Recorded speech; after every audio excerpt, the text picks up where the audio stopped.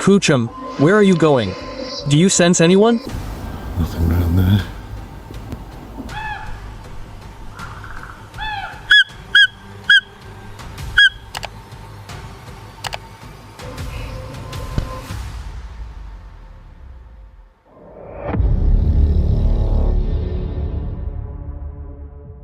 In the wild, a routine trip can turn into a desperate survival situation in a heartbeat. From a truck cabin suddenly engulfed in electrical fire smoke to a solo survivor stranded in the outback with a shattered ankle, the wilderness is unforgiving. When the gear fails and the shadows start moving, would you have the instinct to escape, or would you wait until it's too late? On April 28th, 2025, YouTuber Maverick from the channel began what was intended to be a simple spring camping trip along the north shore of Lake Superior in northern Minnesota. His channel focuses on outdoor adventures, truck camping, fishing outings, and quiet nights in remote locations. But that evening, the trip quickly shifted in an unexpected direction. I'm going to be making my sweet way up the north shore of Lake Superior here in northern Minnesota. Right now it's about 25 degrees outside. Tonight it's supposed to get down to about 18, heavy snow. It's a gorgeous day, and one of my favorite things to do this time of year on the North Shore is to go shore fishing. I'm going to be trying to catch myself a northern Minnesotan steelhead. Although the lake's right here, and I could be to it in less than 2 minutes, then I'm going to have to stop at a grocery store, find some food, all before I'm able to find a place to park and camp for the night. The day started earlier at Maverick's garage. He packed his truck and drove north along Scenic Highway 61 toward Lake Superior. His plan was straightforward. He aimed to fish for steelhead before a late-season snowstorm reached the area. During the drive, a winter weather advisory appeared on his phone. The forecast warned of strong winds and dropping temperatures, but Maverick continued heading toward the lake. Upon arriving at the North Shore, the temperature already felt colder than anticipated. Alright, so if you look at the river, you can see it's kind of coming down this way off the rod tip. You can see where that muddy water is. I'm gonna work my way down the side here and see if I can't get lucky. All right, well, unfortunately for me, I'm not able to get my bobber past the line. I've tried a couple casts now and it's not really going in my favor. You can kind of see the water starts to clear up a little more. So if I can get it on that inner current seam right there, so I'm gonna try to hit that for a couple casts. I'm gonna move a little bit further down and see if I can't, I'm not super confident in my spots I'm at right now. I'm gonna give it a shot, a few casts before I take off on out of here and head over to a grocery store and figure out what, I unfortunately think that'll about do it for me here. Oh, bad day to forget the jacket. He parked near a river mouth where steelhead typically pass through. As he began setting up his fishing gear, he noticed something important: his jacket had been left behind. Even with the cold conditions, he continued fishing along the shoreline. Waves moved in from Lake Superior as he tested different areas where clear water mixed with murky sections. A short time later, he relocated to another fishing spot where he planned to meet a neighbor's son. Then the situation changed. I'm gonna go ahead and drive to another river spot that I know. You see any fish? No. It's freaking cold out. Yeah, you got a little. That looks like a coho maybe. That's pretty cool. The guy down the shore there just caught a fish. Usually I stand up on this rock right here, but I don't think I tried that today. Looks like a good way to get wet. Oh boy. Yeah, definitely a good way to get wet. Yeah, we're out. Woo, shit. Get me out of here.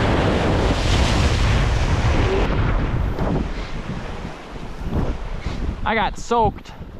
While standing on rocks close to the water, large waves suddenly surged over him. With the temperature already falling, the water soaked into his clothing and began freezing almost right away. Realizing how cold he had become, Maverick decided to stop fishing for the day. He left the lake and stopped at a nearby store to pick up food for dinner. After that, he drove along the shoreline until he found a quiet place to park overnight with a clear view of the lake.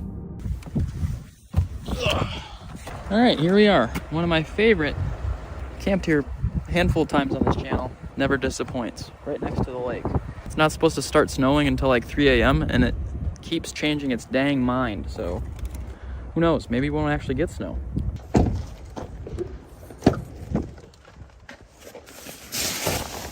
All right, well, let's see if this diesel heater still works, shall we? Oh my God, dude, my truck's on fire.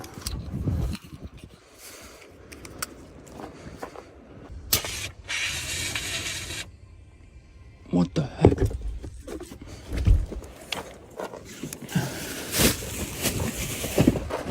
Inside the truck, Maverick began preparing for the evening. He turned on a diesel heater to warm the interior before cooking. For a short time, everything seemed normal. Then he noticed smoke.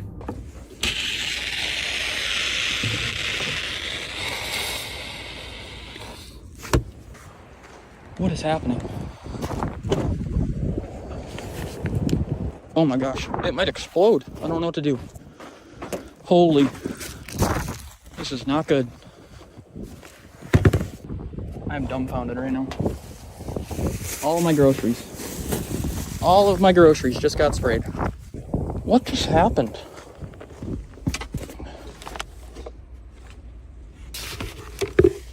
Oh my gosh. That is terrifying. Look at this. This is a mess. Wow.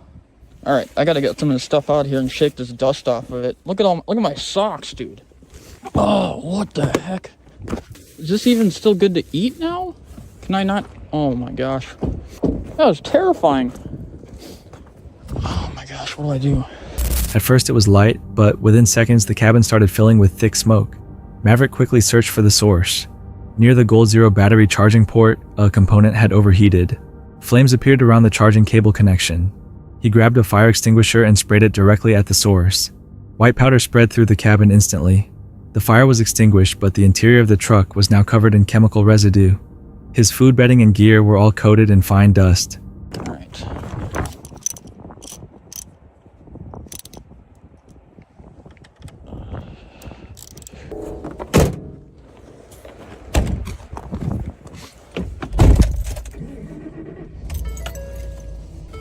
All right, I disconnected the battery in the back, I should clarify. But it is so cold outside right now, I can't mess with anything. I have to heat up the truck really quick before I even close the hood and get on the road. I have to clean up the fire extinguisher dust particles, and I feel like I can't necessarily do that. And my truck almost started on fire, so I think I'm gonna go back to my shop and figure that out. The air inside the truck became difficult to breathe. Realizing it was no longer safe to remain there, Maverick chose to leave the campsite and return to his garage. Later, while checking the equipment, he identified the issue. The connector linking the generator charging line to the Gold Zero battery pack had melted due to extreme heat. To continue his plan, Maverick switched to sleeping in his van, a vehicle he calls Steve. By the next morning, snow had covered the area around Lake Superior. Looking back on the previous night, Maverick understood how close the situation had come to becoming far more serious. Some viewers later suggested the cable may have been bent or pinched, leading to electrical arcing that overheated the connector. Others pointed out how quickly the fire was handled. But one question remains: what could have happened if the issue had started later while he was asleep? On May 1st, 2022, the YouTube channel Field Days uploaded a video filmed in a remote area of the Western Australian outback. The channel is known for documenting survival experiments and outdoor challenges in extreme environments. In this episode, the host set out alone to test a simple concept: travel through the bush for 24 hours without food or water, collecting small amounts of moisture from leaves while moving. At first, the challenge appeared manageable, but the harsh conditions of the outback would soon prove otherwise. Here we go. This isn't the one that we just saw, but I've just walked past this one, just found this is the tree we're looking for. This is called a white gum. These usually grow generally close to a creek or sort of close to water, but that's what this fella's doing, and these are the leaves that we actually want. This is exactly what we want. Beautiful. What we're going to do is we're just going to pillage as many of these leaves off this tree as we can, fill that bag up, and we're going to start hoofing it.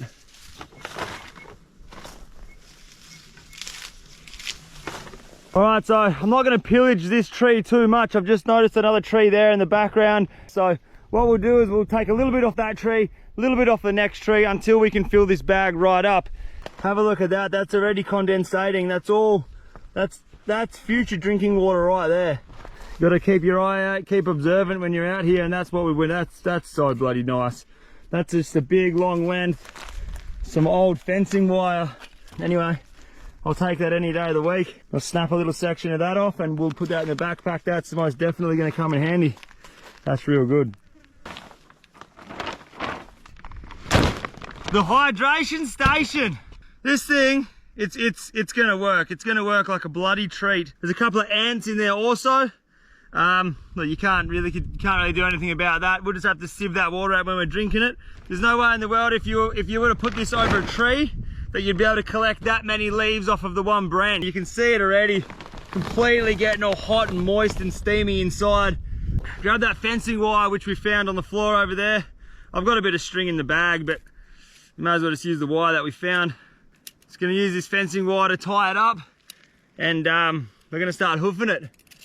Right, we're gonna make this bag airtight. We're gonna wrap this fencing wire around here like this. Gonna lock him off. Now we're talking hydration stations. Have a look at that. That is one big bag full of leaves. I'll show you what's happening. You can see down here, like, have a look at this. It's already just forming some beautiful water there. Don't know if you guys can see that on the camera, but there are a heap of little bugs running around. Look at this little fella here. So I suppose we can do one more thing.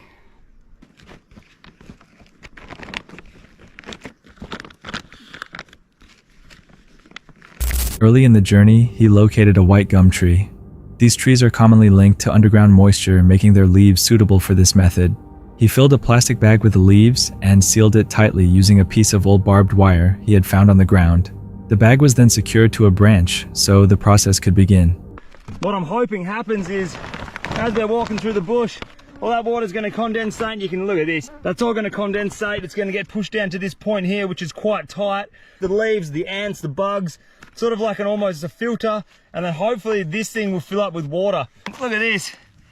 I don't know if you can see that there, but that's complete drinking water. And that little bit of liquid you can see in the bottom, it might look like cat piss at the moment, but that there is 100% drinkable water. We've only been out here for a couple of hours. Still got the whole entire afternoon and all day tomorrow to walk, so that's bloody beautiful. Look at this.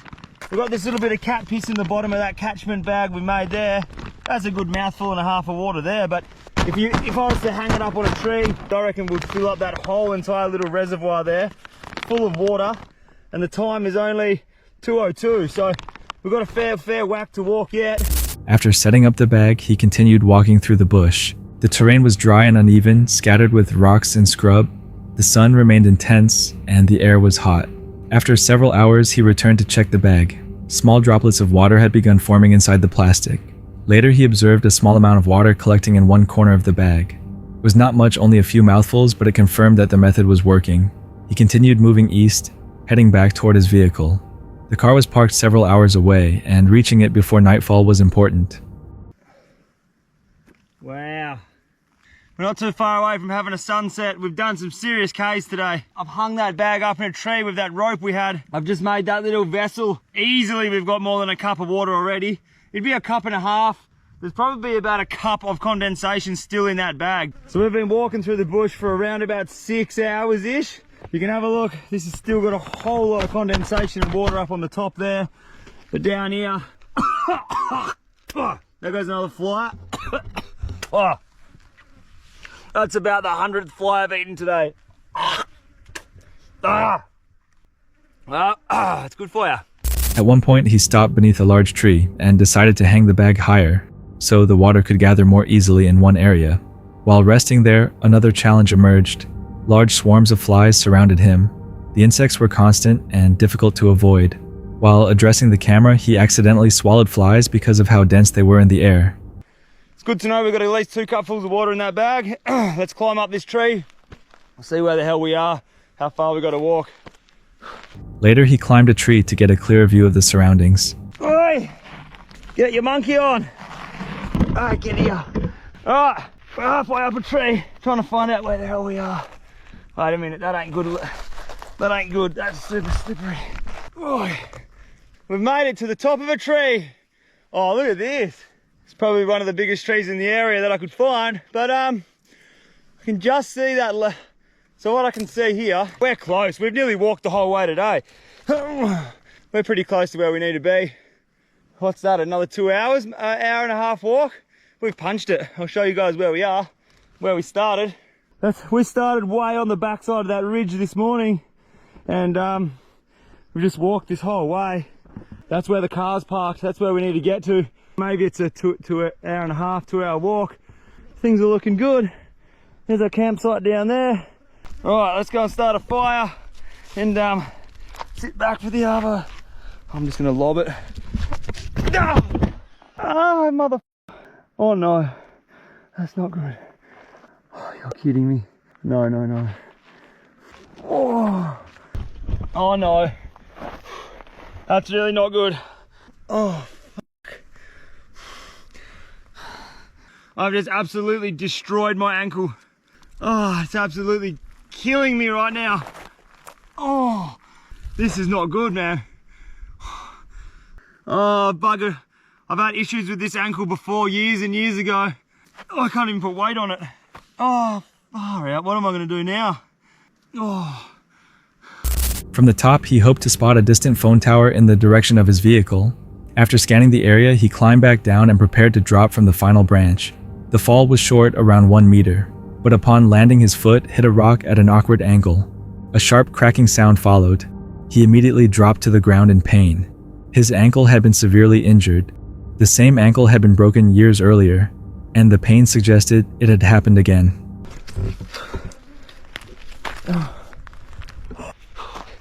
This is actually not even a joke right now, but my ankle, I can't even move my foot. This is bad. No phone reception. This isn't good. This really isn't good. Oh, man, that's not good. Oh, no. I've actually broken this ankle before surfing a couple of years ago, and it's exactly that same spot. This is so shit. All right, it's about a 2 hour walk on a good foot to get to the car. Hopping to the car like this is gonna take me hours. We're gonna have to just start thinking of ways to get back to the car. We're not camping here. This is bad. All right, I'm gonna have to make a set of crutches out of sticks, and we're getting out of here. Oh, this is the worst.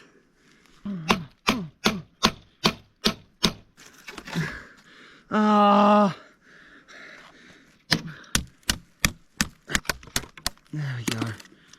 All right, here we go.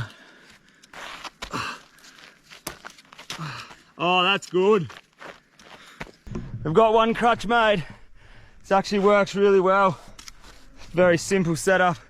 I'm gonna drink the water in that bag, and we're gonna start punching on out of here.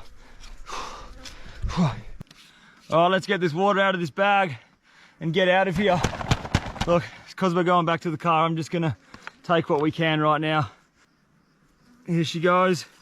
Look at this. That is fresh drinking water coming straight out of there into our cup. You just punch that high, a little bit higher. See that sediment on the bottom? You don't want to be putting that stuff into your drink. So I've just put that hole a little bit higher. There's easily 2 cups in here. I can still get water out of the bag. Whole entire cup of water. That is 100% drinkable water. Look at this. It's actually quite nice. It almost tastes like some form of a tea. That eucalyptus gives it that little bit of flavour. Oh, I tell you what, after the first thing we've drank all day, that's absolutely incredible. That's real good.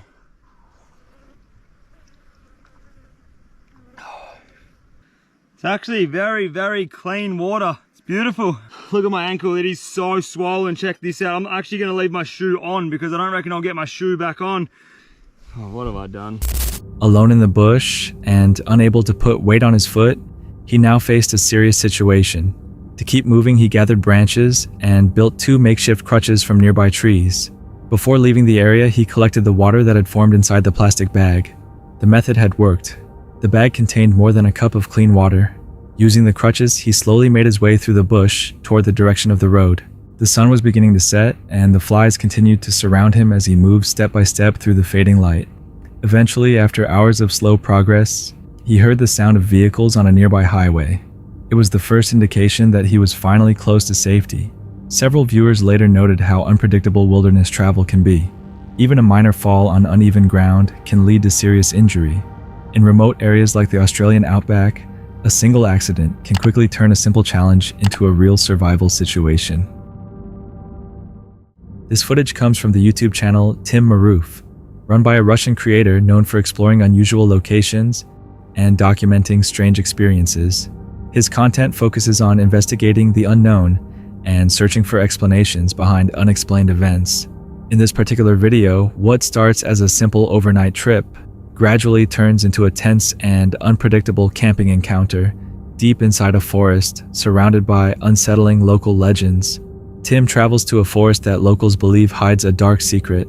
According to regional stories, a mysterious sorcerer is said to live deep within these woods. Some believe this figure protects the world from unseen creatures, while others fear he may be the source of the strange horrors rumored to exist there.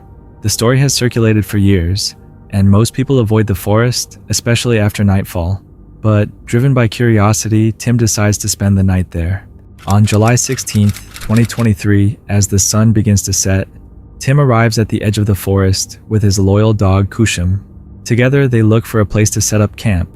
At first, everything seems normal. The trees move gently in the breeze, and distant birds echo through the canopy. But despite the calm surroundings, Tim feels that something isn't right. Move away.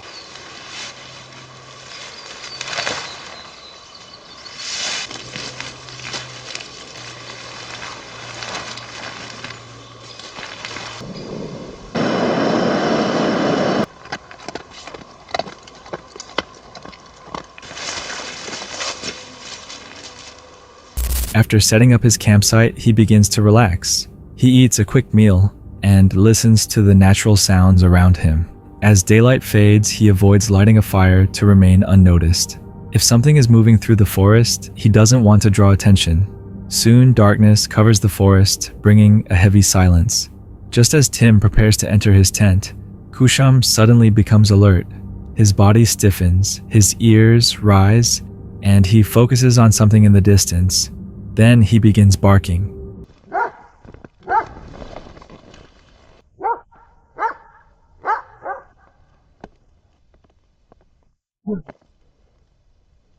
Tim immediately senses something is wrong.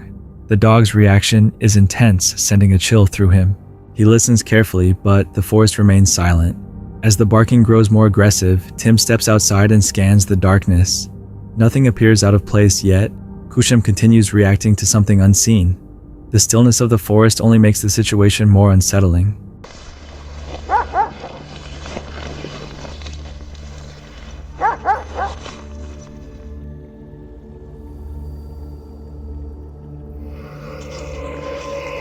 Kuchum, where are you going? Do you sense anyone? Is there a what here?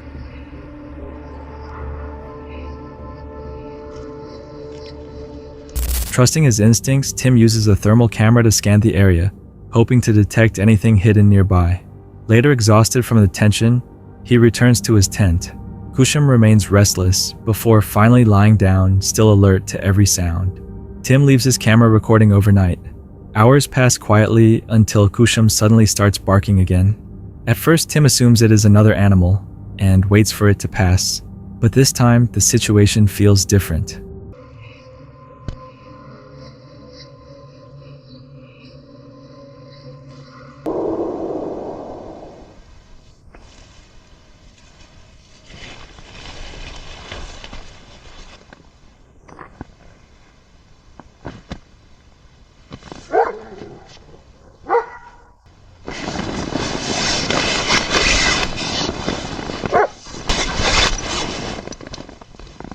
Chew what?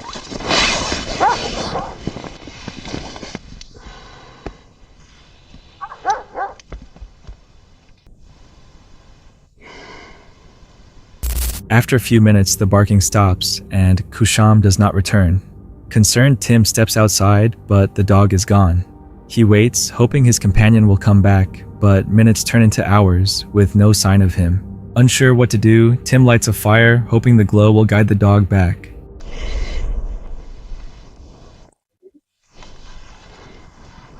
What? I don't know what to do. It's been 2 hours already. I've been calling my Kuchu. He doesn't come.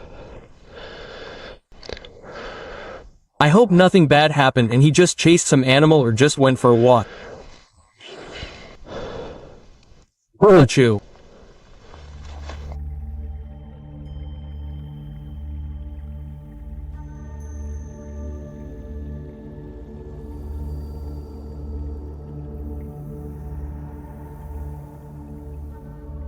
He waits through the night, but even by morning, Kushum is still missing. Now deeply worried, Tim faces a difficult choice: stay at camp or go search. As his food and water run low, he finally begins packing up, still hoping the dog might return at any moment. When that does not happen, he heads deeper into the forest, calling out and searching for any sign of him. The video ends abruptly, leaving viewers wondering what happened next. Fortunately, a later update confirms that Kushum was found alive and safe, and the two were eventually reunited. Sometimes everything feels normal until small signs begin to build. It might be nothing, but it might not be. If you were in that situation, would you keep going or leave before something follows you deeper into the dark? A camping encounter often begins when everything seems calm. In this video, a couple experiences a night that quickly becomes unsettling. Omar is a vlogger who shares his life experiences, often featuring his wife in his videos. For his birthday, she surprised him with an overnight stay in a treehouse, something he had always wanted to try.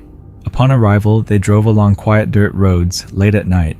Eventually, they reached a crate which marked the location where they were supposed to park. The setting immediately felt unusual and uncomfortable. They were instructed to walk behind the crate and follow a narrow path marked by 2 mushrooms leading deeper into the area. As they continued forward, the surroundings grew darker and more isolated.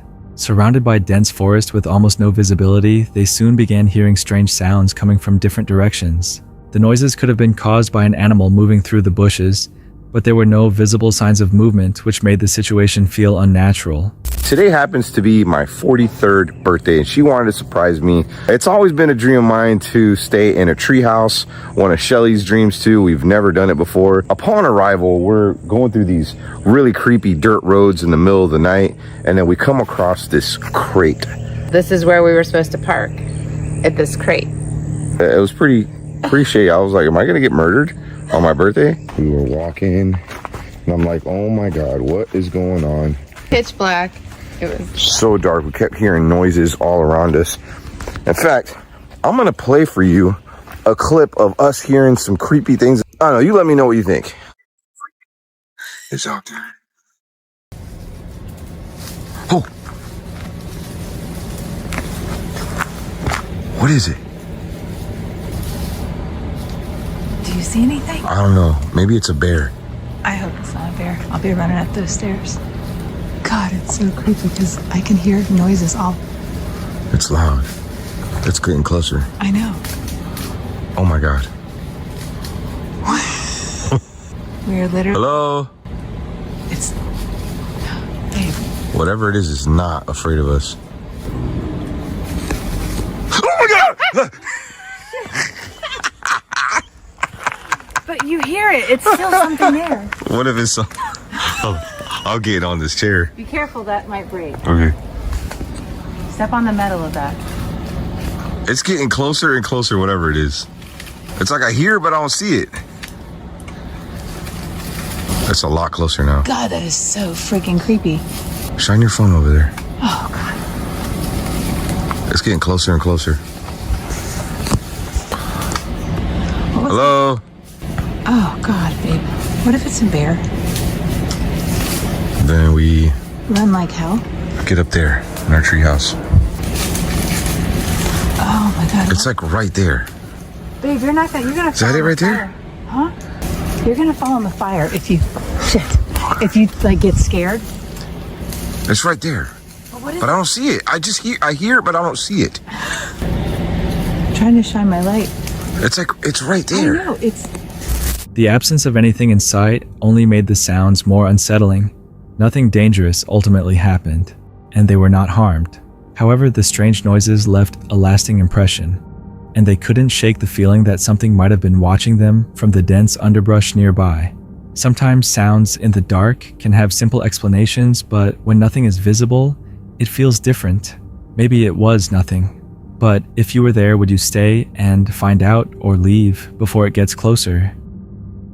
In February 2024, YouTuber Novice Wild Camper ventured back deep into his local forest for a hammock camping trip, returning to the same location he had previously escaped after objects were mysteriously thrown at him. This time he brought an infrared camera, hoping to gain a clearer understanding of what had happened before. As night set in, the camera started to reveal unsettling details. And you can choose different versions of how you want to see it. So you can have white hot or different color combinations, so as night vision goggles would work, or thermal imaging, but you can also turn this and it will focus in on whatever you're looking at. Now ideally you should have it mounted on a tripod to keep it stable, just because it's better picture quality. Something behind me. See, where's that log showing warm?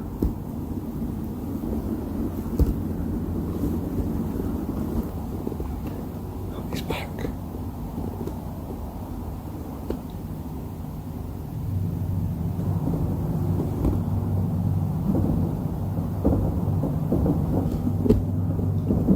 What is that?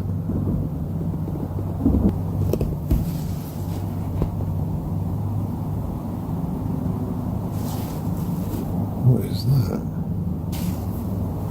Oh. There was another mouse eating something. So I keep seeing loads of mice and things dotted about. Nothing around there. What the fuck is that?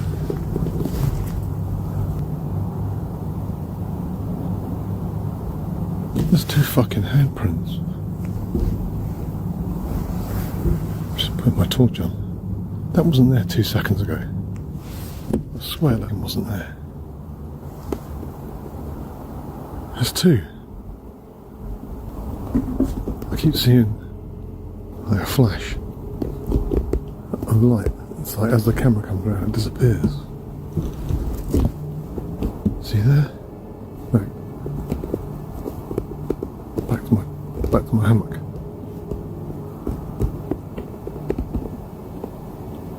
That's freaked me out.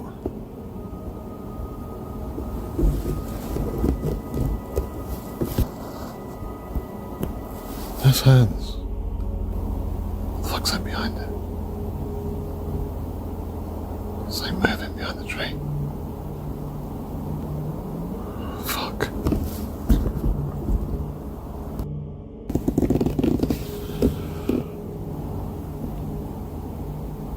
What the fuck is that over there?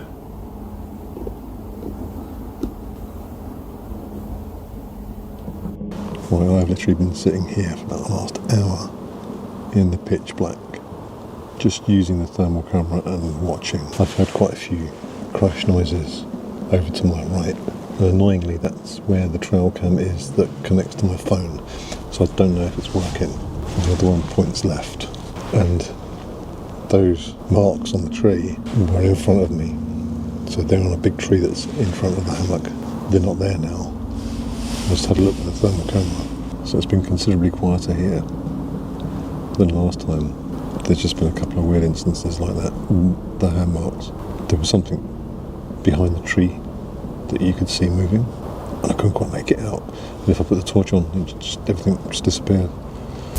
Heat signatures appearing on objects that should have been cold, brief movements behind trees, and what looks like fresh handprints on a nearby trunk that disappeared moments later. Unusual sounds echoed through the darkness, followed by flashes of motion that vanished whenever he switched back to a normal light. Infrared and thermal imaging can sometimes distort natural heat patterns, but the timing and positioning of what he recorded felt deeply disturbing.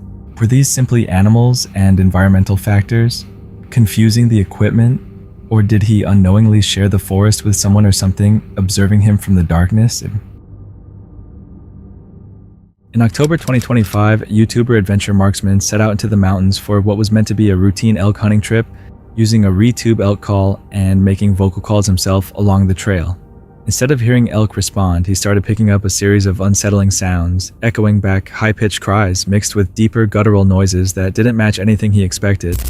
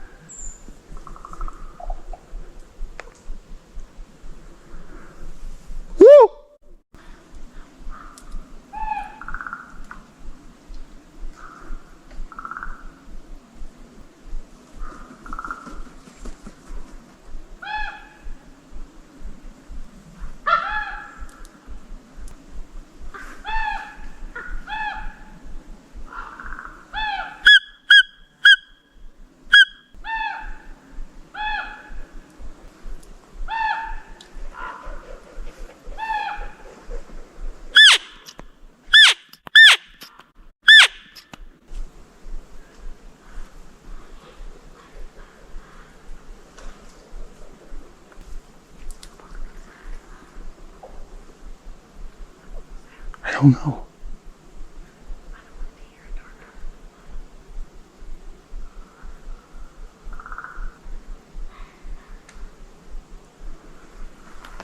It's time to go.